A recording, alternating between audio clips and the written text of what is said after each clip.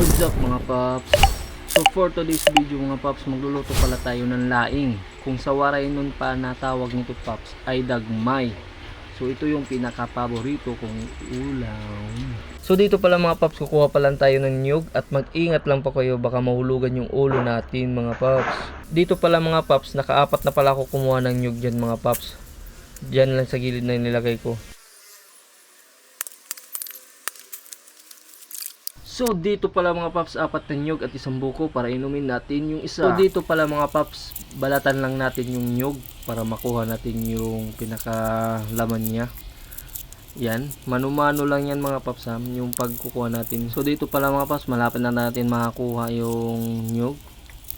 So yan, balatan natin. So okay na mga paps. So dito pala mga paps, kukuha pala tayo ng dahon ng gabi o tinatawag nila na panglaing. So yan, kukuha tayo dyan mga paps. So dito pala mga paps, kumuha na tayo at nilagay na natin sa plastic.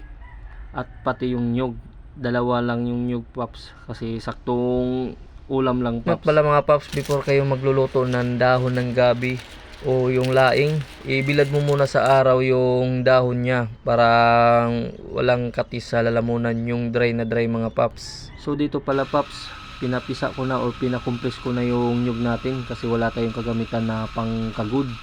So ito na lang yung ginawa natin mga paps, magbayad na lang. So dito pala mga paps, nagluto na pala ako mga paps. Hindi ko na pinakita sa inyo na paano magproseso. Basta gisa lang mga paps. Tapos yung dahon dapat yung dry na mga paps. Dapat lutuin ng maigi mga paps. So ito na pala mga paps, naluto na natin at ito na yung pinaka final natin. Mapaparami na naman yung kain natin, pati yung bahaw, taob na yan mga paps. So kung nagustuhan mo yung video nito paps, like at subscribe na mga paps. Thank you.